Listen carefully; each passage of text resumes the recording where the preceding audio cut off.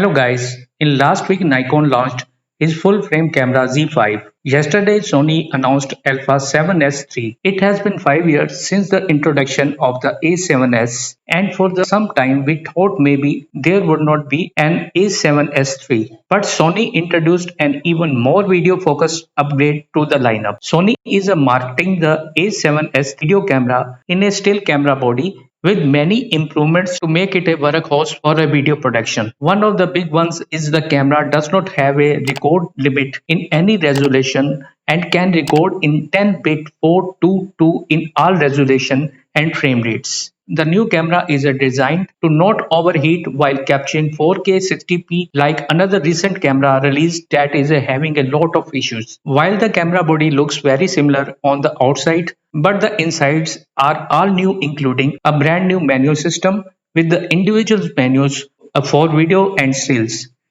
This might be one of the most requested updates on alpha cameras. As I mentioned earlier, Sony claims the new A7S III will not overheat in all shooting modes due to the new passive cooling design of the A7S III. The internal layout is a purpose built to cool the camera. The new sensor has a full pixel readout for the video and no crop in all shooting modes included 120 fps 4K 60p. The new 12 pixel sensor is a black limonite type sensor that Sony claims delivers 50 stop of a dynamic range when shooting with the Slog 3. The large pixel like the formal models, the A7S III will deliver very good high ISO performance with the range from 80 to 102 400 on standard and 40 to 409 600 in extended mode.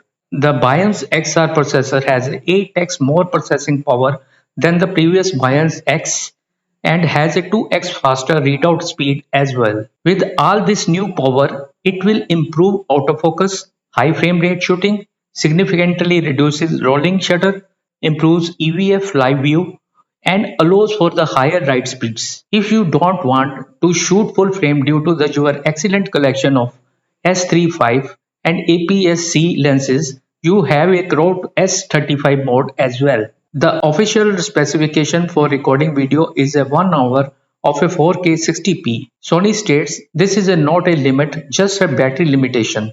They stated that it runs longer with the external power with no overheating. The only limit is a battery and media. Seems they are listening to what people want, and the flip-out screen seems to rise to the top with the hybrid cameras. Unlike the EOS R5, the inputs will get in the way, so you will need to turn the screen first, then flip it for the selfie shooting. The autofocus is much improved with the 75 9-phase detection autofocus points. With the 92% coverage, Sony states all the autofocus functions work in all video frame rates and the resolution without compromise. Real-time tracking, eye autofocus, and touch focus with tracking is included. Sony states the A7S III first 9.44 million dots of a resolution EVF with 0.90 magnifications and a 41-degree field of view 25 mm high eye point. Sony states also the new EVF reveals optical viewfinders. Due to the large field of view, the user can change it in the setting for the higher eye point. The camera has two dual-purpose media card slots for either an SD card or the new fast and compact CF Express Type A card.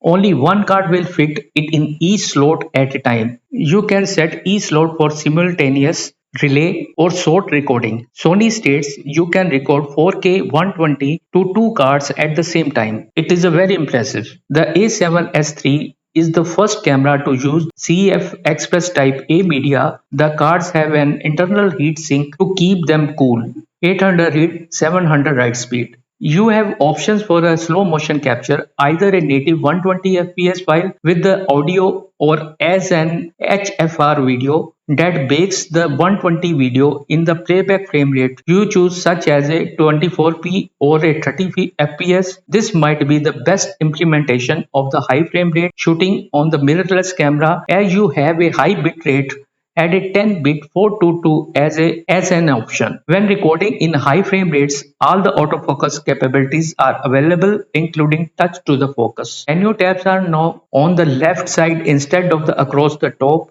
This makes it much easier and faster to see the settings that are available when a function is selected. Another huge upgrade is the video menu is now separate from the photography settings, making it so much faster to get to the settings you need when you are that mode. You have to be in the video mode to access video menu setting and vice versa for stills. Also new is the A7S III video settings can be programmed so when you switch the menu is fully selectable with the touch screen. Basically all the functions that the four-way controller does can now be achieved with the touch screen. Another first is the Alpha 7S III can record 16-bit RAW via the full-size HDMI port. 16-bit RAW is nuts, and what we even crazier is no external recorder on the market can handle 60-bit RAW. We will have to see if the atoms can figure out a way to utilize the 16-bit RAW signal, or possibly Sony will have an external recording solution up their sleeve. If you are using an external recorder, the A7S III can record simultaneously to the internal media. Atoms has announced that the Alpha 7S III will be able to record ProRes RAW over HDMI with the Ninja V in September with the firmware update. First introduced in a RS camera, the electronic IS will work in conjunction with the IBS to give the best possible image stabilization.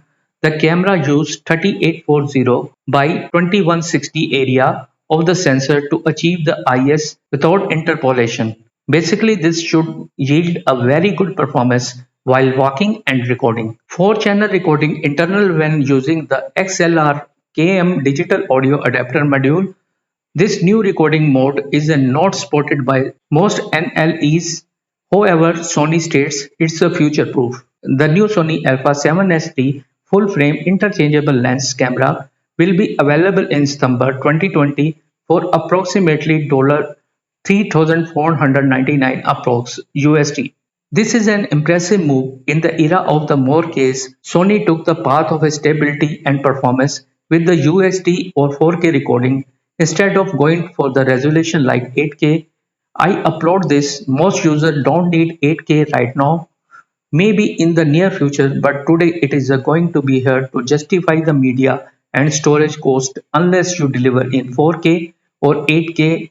It seems like overkill. These cameras have relatively short cycle these days. Back in the day, a camera would last 5 years before an update come out. It is a more like 2 now, and Sony was a big offender releasing new models almost every year. This is a bold move, sold a lot of his Sony lenses, and that made him leaving a format harder. We all know lenses last longer than bodies do.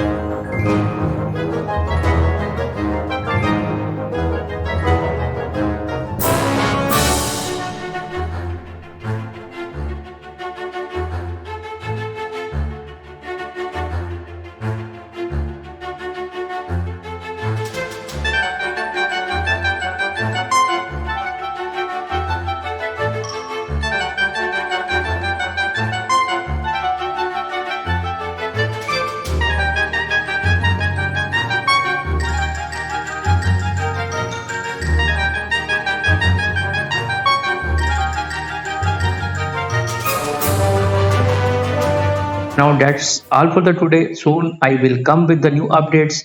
Thanks for watching.